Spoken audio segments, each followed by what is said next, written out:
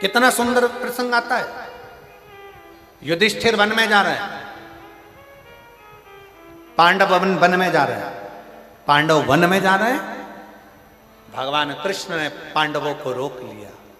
पांडव रुको, इधर आओ। युधिष्ठिर, नकुल, सहदेव, भीम, अर्जुन हाथ जोड़ के खड़े हो। आज्ञा प्रभु, आज्ञा। पांडव वन में जाओगे, एक काम करना, जब मौका मिल जाए तब शंकर को याद करना। कौन बोल रहे हैं? स्वयं द्वारकानाथ, स्वयं भगवान कृष्ण।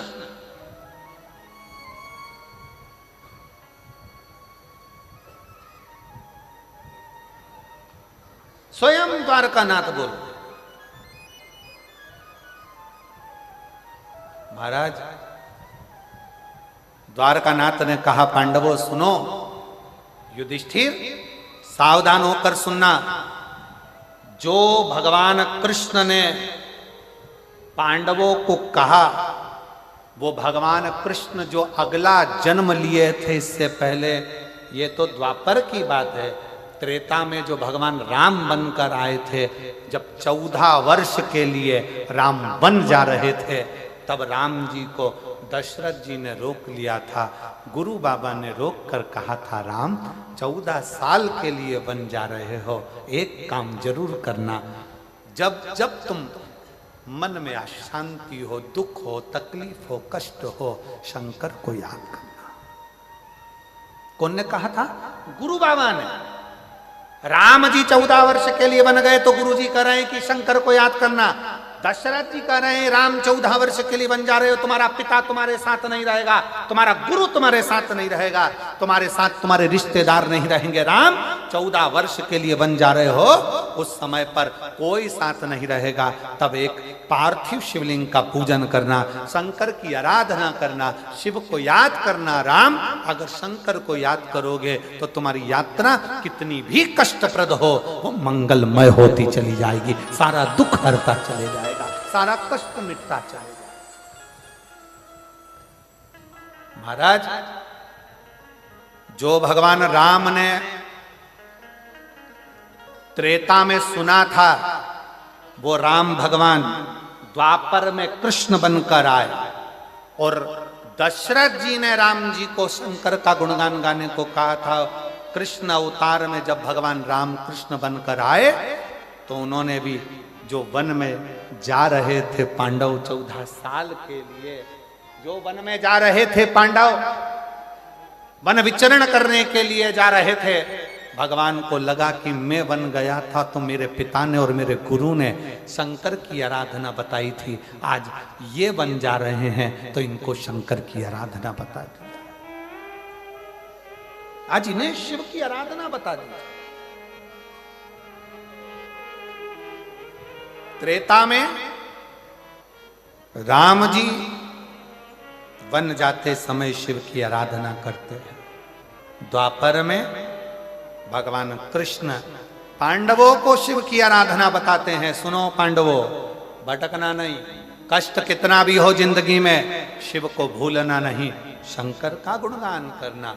श्री शिवाय नमस्तु, सब बोलो, सब बोलो। श्री शिवाय नमस्तु, श्री शिवाय नमस्तु,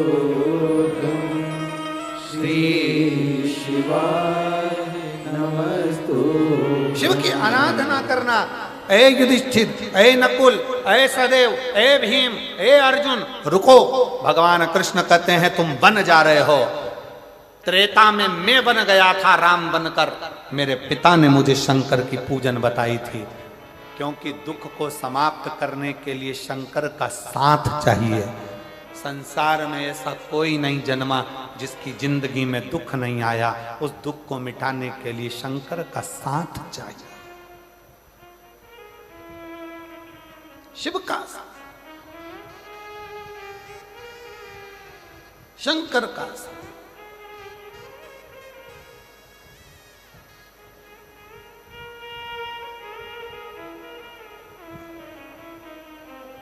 महाराज शिव कथा कर रही है। द्वारकानाथ ने रोक कर कहा, युधिष्ठिर सुनो,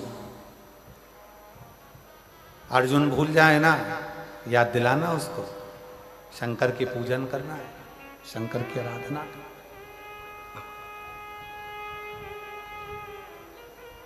भीम भूल जाए, याद दिलाना उसको, शिव की आराधना करना, शिव की आराधना।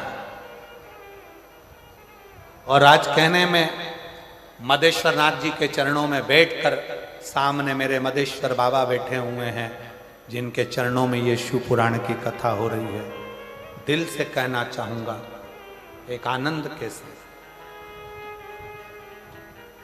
मैं श्रीमती कौशल्या देवी सहाय जी को, माननीय मुख्यमंत्री जी की धर्मपत्नी जी को, दीदी इन पत्रों में इतने पत्र हैं आपके लिए कि मैं वर्णन नहीं कर सकता।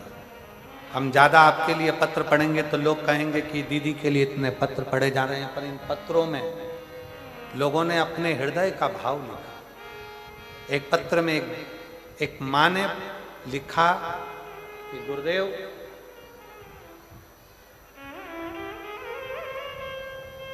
श्रीमती कौशल्या देवी जी सहाय जी को मैं धन्यवाद देती हूँ। गुरुजी, रायपुर कथा हुई, बिलासपुर कथा हुई, उसका पूरा बेल्ट उस कथा में हुआ, पर हम वनवासी क्षेत्र के लोग हैं, हम लोग इतनी दूर, हमारे पास इतना नहीं रहता कि हम बहुत दूर जा सकें। पर श्रीमती कौशल्या देवी सहाय जी को वो लिख रही है कि मैं धन्यवाद देती हूँ कि शंकर को वो यहाँ तक लेकर आ गई हैं। ये उन्हीं का ही कुछ भाव होगा जो शिव,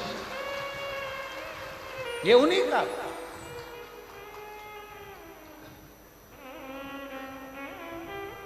शिव कृपा के बिना सब अधूरा। और मैं दीदी आपको कहूंगा, उसमें तो उन्होंने बहुत सारे जगह के नाम लिखे हैं।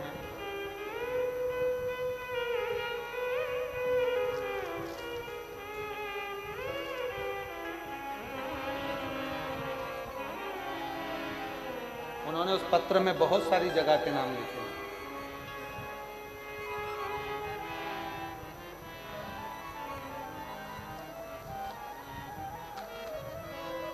आसपास की जो भी 2-4 जिले हैं उनका नाम लिखा है। और उन्होंने लिखा कि ये पूरा क्षेत्र, जो एक रायगढ़ लिखा, उसमें एक जसपुर लिखा, ऐसे 4-5 क्षेत्र उन्होंने लिखे कि ये क्षेत्र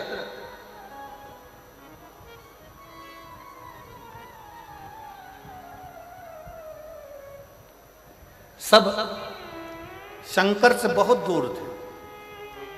पर यदि ये जसपुर में अगर ये कथा आ गई है ना, तो हमारे 4 से 5